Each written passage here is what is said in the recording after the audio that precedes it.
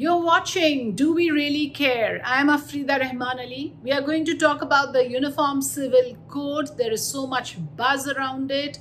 Suggestions were sought by the Law Commission on this matter and they have been received.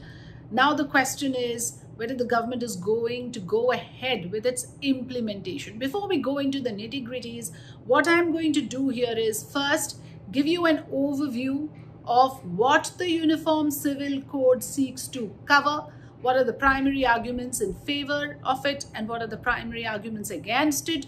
And towards the end, I'm going to talk about whether the intent to bring in gender justice and remove the gender biases and gender discrimination from Indian laws, whether that is an achievable goal for the UCC. So let's get started with Do We Really Care?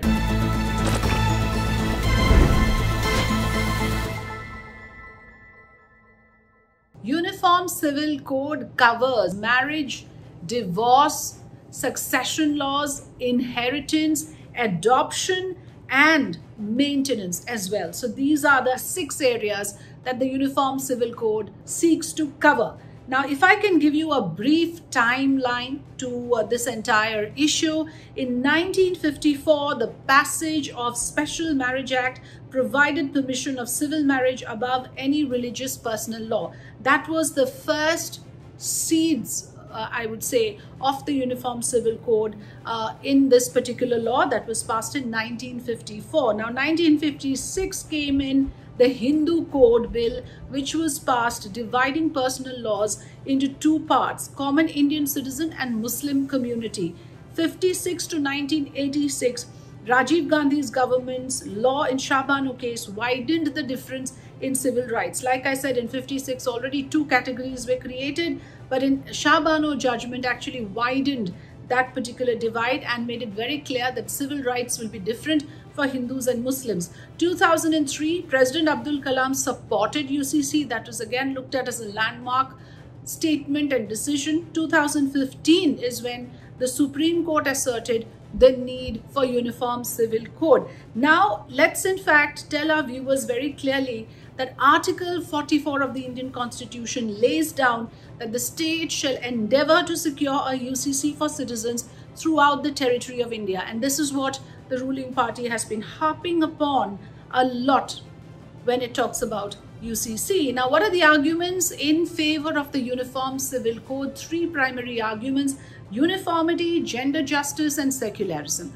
Why the uniformity issue has come up? Because the argument is, as you would have heard Prime Minister Modi speak about this as well, that in a country when the entire population is one family, how can you have different laws governing different people? But there is a very strong counter argument to that coming from the Congress that says that yes, a family is bound by a blood relationship. In the case of a country, it's a nation bound by the Constitution, and nothing can go above the tenets of the Constitution. Talking about uniformity, India at the moment does have uniformity in criminal and civil matters. There is a criminal procedure code, there's a civil procedure code. What we are looking at now is to have a common code for personal laws which govern those 6 areas which I spoke about.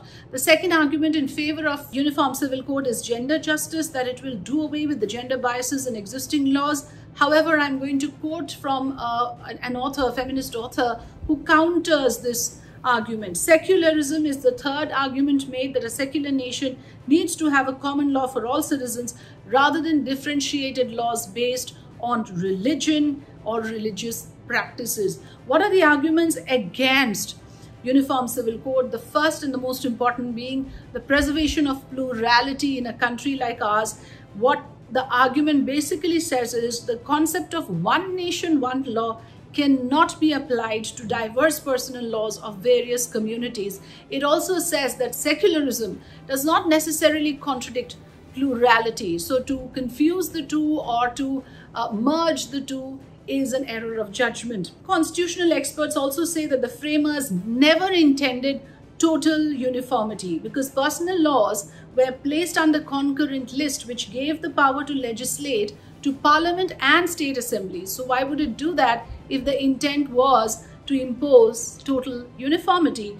Then customary laws. Look at the tribal groups. They follow their customary laws irrespective of religion. So what happens to that? What happens to those laws for the tribal groups in India? Communal politics is the other argument made against the UCC, that the idea is to enforce a Hindu majoritarian practices throughout the country, and of course the government might exempt tribal practices, etc. So in a way, if the tribals are exempted, if the Parsis are exempted, if the Bora Muslims are exempted, then ultimately it just becomes an imposition on the Muslim community. So that is a real fear. Let's tell you how the different political leaders have reacted. P. Chidambaram says uniform civil code can't be forced on people by agenda-driven majoritarian government.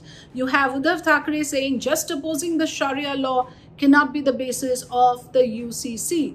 So there are all sorts of opinions that are doing the rounds. In fact, Sharad Pawar says that UCC is a ploy against opposition unity. So these are the kind of opinions coming from the tall opposition leaders. This is a debate that is raging currently. Let's hope a consensus is reached and whatever is best for the interest of the country is decided. Thanks for watching. Do we really care?